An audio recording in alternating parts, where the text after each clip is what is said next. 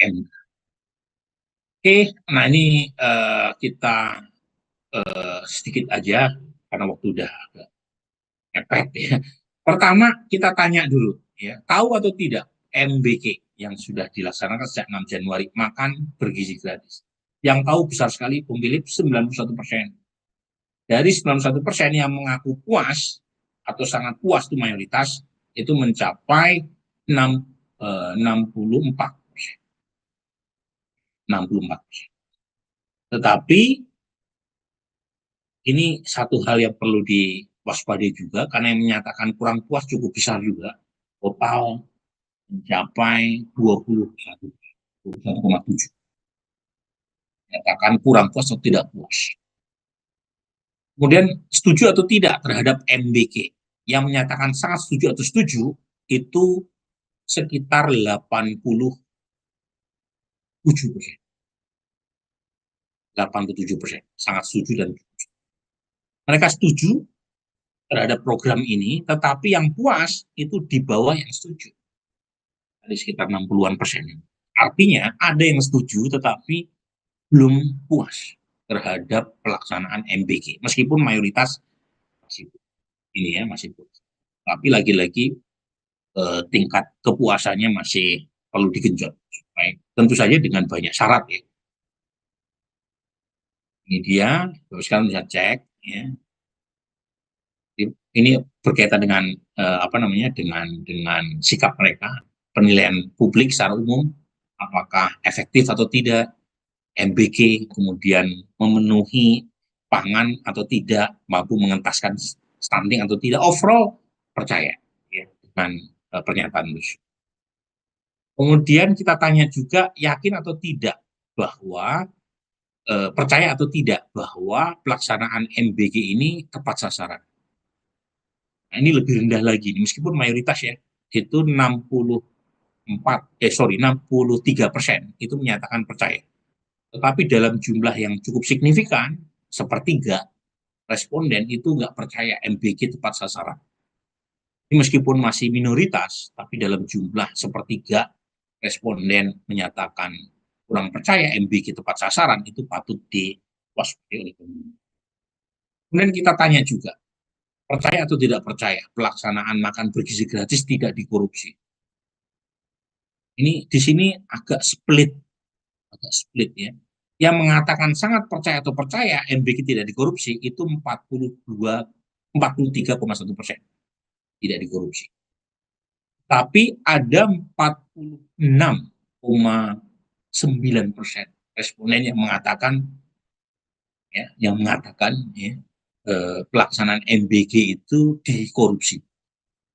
Tidak percaya bahwa pelaksanaannya itu tidak akan dikorupsi. Nah ini artinya aparat hukum, kejaksaan, Polri, KPK harus membantu pemerintah memastikan pelaksanaan MBK tidak masuk ke kantong. Karena besar sekali warga yang menyatakan tidak percaya pelaksanaan MBK ini bebas. Kemudian kita tanya juga, apakah mereka mengalami kesulitan atau tidak dalam pemenuhan kebutuhan pangan sehari-hari. Ini dia data.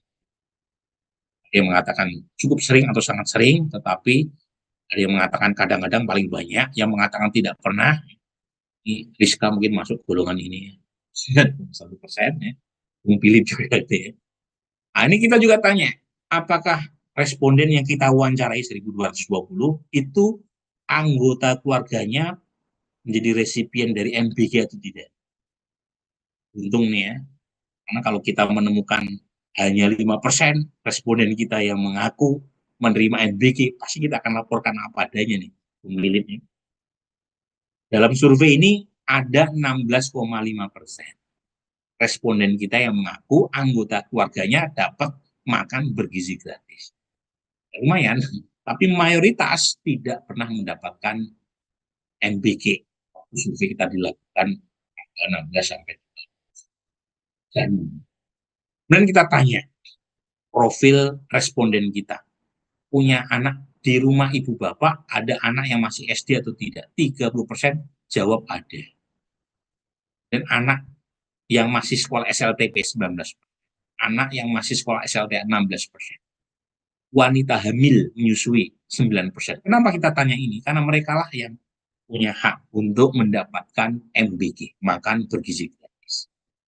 Nah, kalau kita total, itu lebih besar daripada 16% warga yang mengaku menerima MBG. Artinya, masih banyak warga yang seharusnya berhak mendapatkan MBG, tetapi karena keterbatasan fiskal, MBG belum menjangkau mereka.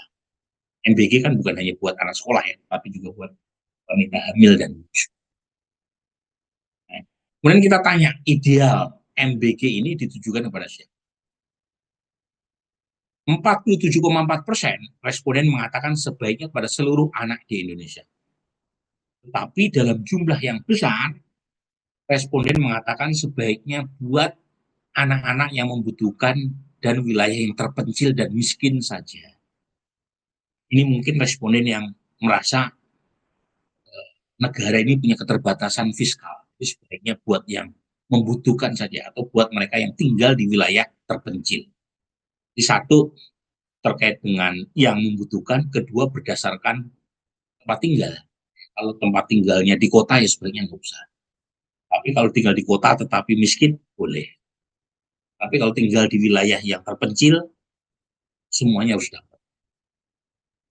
Ada 17,3% yang mengatakan khusus anak-anak yang membutuhkan saja.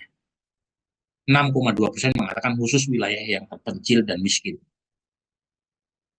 Kemudian kita tanya awareness dan sikap terhadap program 3 juta rumah rakyat.